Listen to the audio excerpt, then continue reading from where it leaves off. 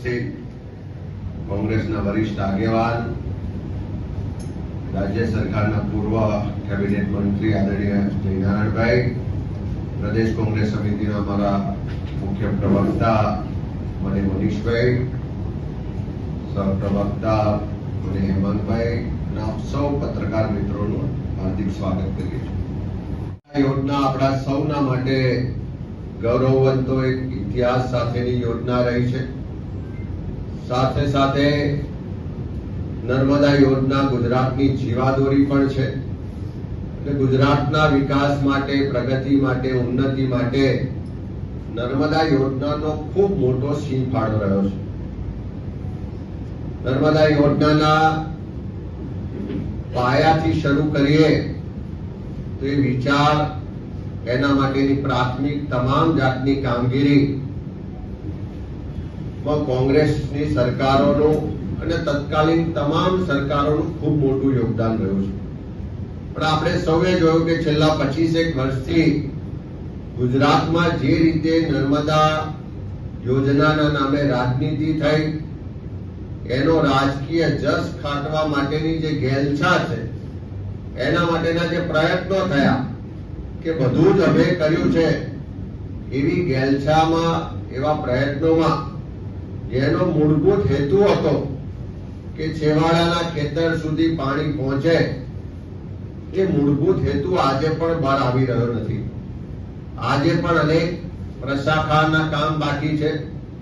જે પણ કેનાલો બની છે એમાં મોટા પાયે ક્યાંક ને ક્યાંક ગાબડાઓ પડી રહ્યા છે, એમાંથી અનેક જાતના પ્રશ્નો ઉભા થઈ રહ્યા છે. અને એના જ કારણે જે આ નર્મદા યોજનાથી ગુજરાતને 9 મિલિયન એકર ફીટ પાણી મળવાનું અને એમાંથી 8 મિલિયન એકર ફીટ પાણીનો સિંચાઈ માટે ઉપયોગ થવો જોઈએ, એ આજે પણ થઈ શકતો નથી.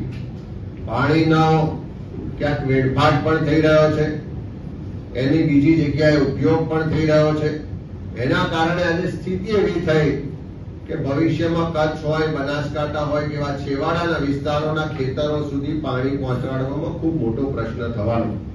ત્યારે આજે ખાસ કરીને આ વિષય પર એટલા માટે આપ સૌની સમક્ષ આવવું પડ્યું કે ગુજરાતની સરકાર અને દેશમાં બેઠેલા ગુજરાતના વડાપ્રધાન આ નર્મદા યોજના માટે દુર્લક્ષ સેવે છે. ગુજરાતની સરકાર માટે તો એમ કહી શકાય કે કુંભકર્ણની નિંદ્રામાં હોય એવી સ્થિતિનું નિર્માણ છે. અમે આજે વડાપ્રધાનશ્રીને પત્ર લખ્યો છે અને પત્રના માધ્યમથી એમનું ધ્યાન દોરવા માંગીએ છીએ કે આ નર્મદા યોજના માટે જ્યારે નર્મદા વોટર ડિસ્પ્યુટ ટ્રિબ્યુનલ દ્વારા, એટલે કે NWDT દ્વારા 12 ડિસેમ્બર 1979 ના દિવસે જે ઓર્ડર જાહેર કરવામાં આવ્યો, જે નિર્ણય થયો કે 45 વર્ષ સુધી એ મુજબ એ ઓર્ડર બંધન કરતા રહેશે. એમાં ગુજરાત, મધ્યપ્રદેશ, રાજસ્થાન, મહારાષ્ટ્ર એ રાજ્યોને એનો જે હિસ્સો આપવાનો છે એનાથી લઈ અને આ એવોર્ડ મુજબ જે પાણીનું વિતરણ થવાનું, જે એની હિસ્સેદારી નક્કી થવાની, પુનર્વસનથી લઈને અનેક બાબતોનો એવોર્ડમાં ઉલ્લેખ કરવામાં આવ્યો છે. આ 1979માં જે ઓર્ડર થયો હતો 45 વર્ષ માટે, એ 2024માં 45 વર્ષ પૂરા થયા. આ 45 વર્ષ 2024માં પૂરા થયા અને આજે આપણે વાત કરીએ છીએ કે ઓગસ્ટ 2025.